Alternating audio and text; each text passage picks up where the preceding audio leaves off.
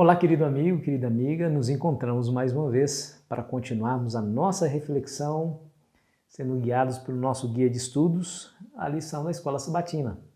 E hoje nós iremos estudar a história interessante, cujo título é Baal Peor. O que significa isso?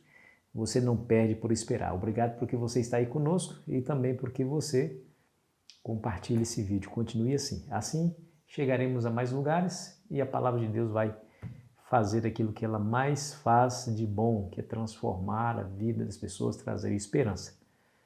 Se você ainda não é inscrito no nosso canal, se junte a nós. Se inscreva no canal lá no YouTube e acione as notificações, tá bom? E no final, se você gostou, deixe seu like ou o seu dislike. Vamos lá. Nós estamos falando aqui que Deus está mostrando ao povo o seu passado, aquilo que ele havia feito pelo povo para imprimir no coração do povo confiança de que o futuro estava garantido. Se confiarem em Deus, nada teriam que temer quanto ao futuro, a menos que eles se esquecessem do que Deus fez para eles lá no passado. O verso 3 e 4 de Deuteronômio nos diz algo interessante que vai nos levar a essa história de Baal Peor. Escute bem. Os vossos olhos viram o que o Senhor fez por causa de Baal Peor. Pois todo homem que seguiu Baal Peor, o Senhor vosso Deus consumiu do vosso meio. Porém vós que permanecestes fiéis ao Senhor vosso Deus, todos hoje estáis vivos. Deixa eu dizer uma coisa para você. É muito fácil nós julgarmos a Deus como Deus carrasco, rude, que era implacável diante dos erros, dos pecados do povo de Israel, quando ele mandava matar aqueles que não faziam segundo a vontade dele.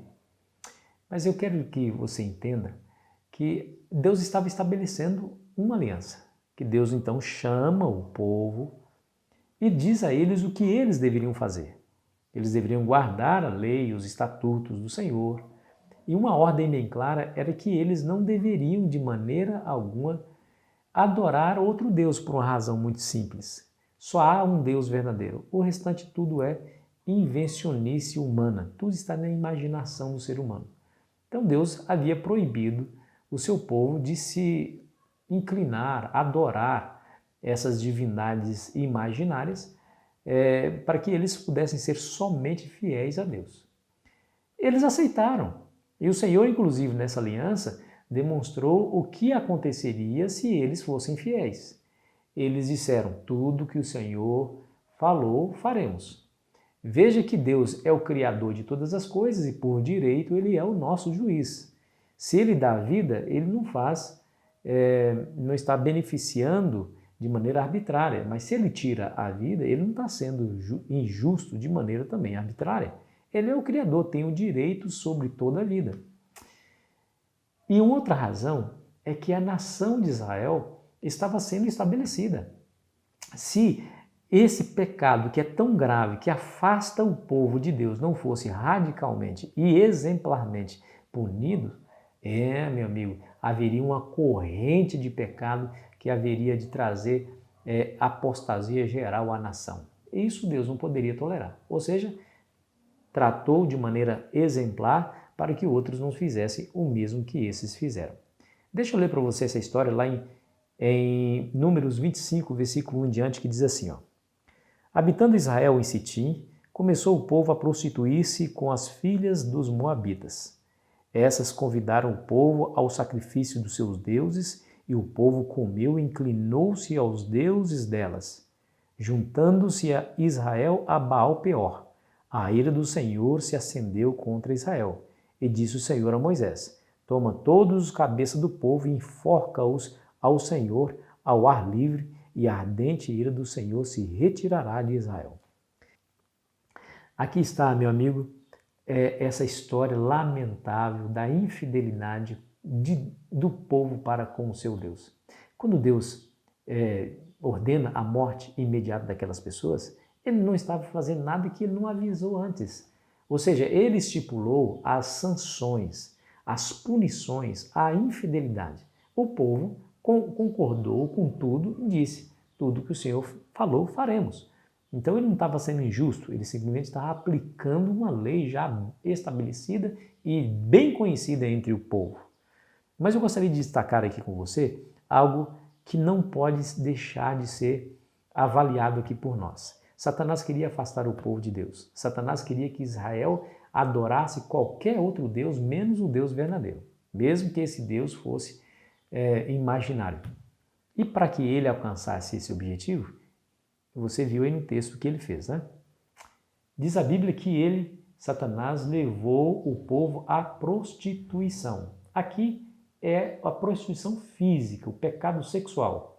Levou algumas mulheres para seduzir os israelitas e eles se deixaram seduzir pela beleza dessas mulheres, praticaram atos sexuais e, consequentemente, também praticaram a prostituição espiritual quando eles deixaram o seu Deus, segundo o que está escrito aqui, e começaram a sacrificar aos deuses daquelas mulheres e a seguir a Baal Peor.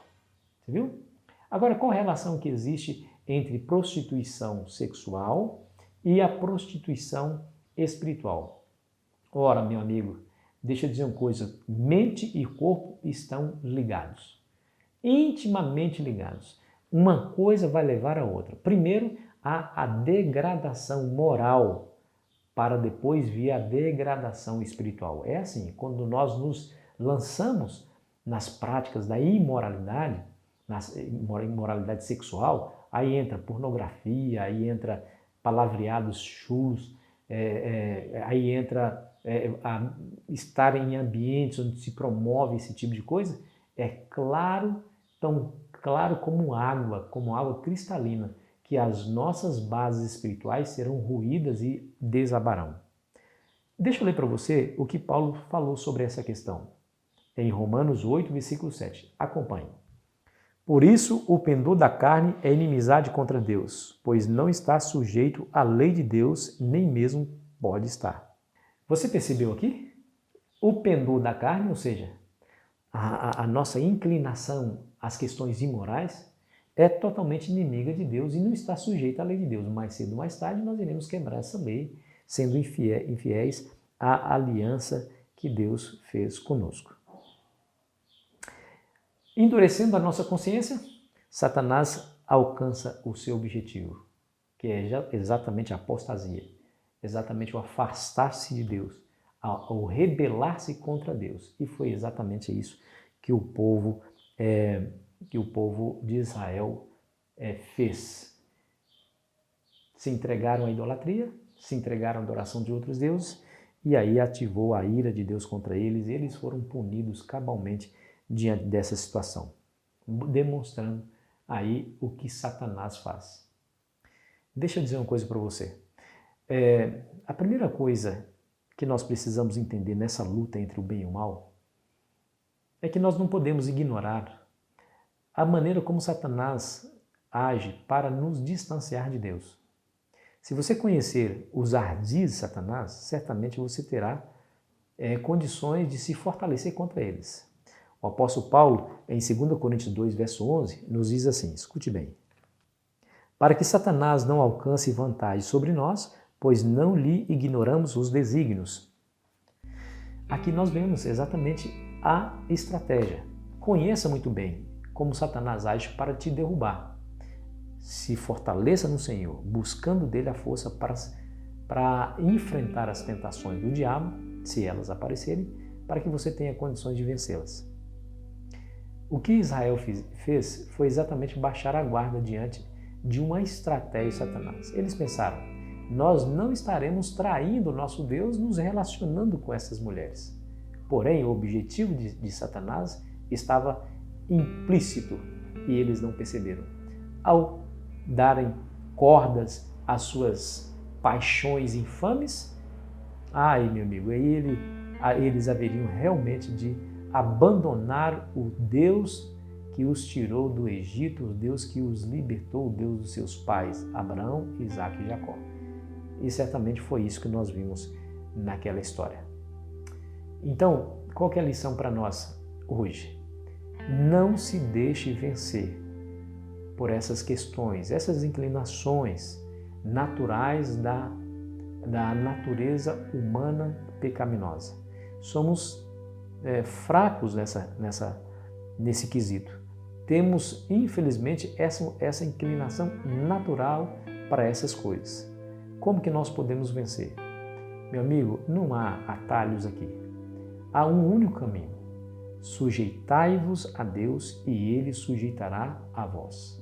Sujeitai-vos a Deus, ou seja, esteja sob a poderosa mão de Deus, sob a influência do Espírito Santo. Ou seja, alimente a sua natureza espiritual, porque você e eu temos essas duas naturezas em conflito dentro de nós, a pecaminosa e a espiritual. Se você alimentar a espiritual, através do estudo da palavra, através da oração, através de participar das atividades da igreja, de pregar o evangelho para outras pessoas, meu amigo, você vai ter força espiritual e moral para vencer as tendências dessa natureza caída que temos dentro de nós. Você precisa reunir forças e você não vai conseguir forças se você ignorar o estudo da Bíblia, a oração e a pregação do Evangelho. Então, fica aqui a dica. Fortaleça-se no poder de Deus, na sua palavra, e eu tenho certeza que você vai se ver livre dessas tentações e também vai vencê-las dia após dia. Que Deus te abençoe, meu amigo, minha amiga, que a paz do Senhor Jesus alcance você. Quero orar contigo. Querido Deus e Pai, nos ajude, Senhor, realmente a vencer nessa luta entre o bem e o mal. Em especial, essa luta dentro de nós, nos fortalecendo através do estudo da palavra, da oração, da atividade espiritual de falar de Jesus para alguém. Pedimos humildemente, em nome de Jesus. Amém. Foi muito bom estar com você. Amanhã estarei aqui novamente, esperando você para continuarmos a nossa meditação. Que Jesus te abençoe.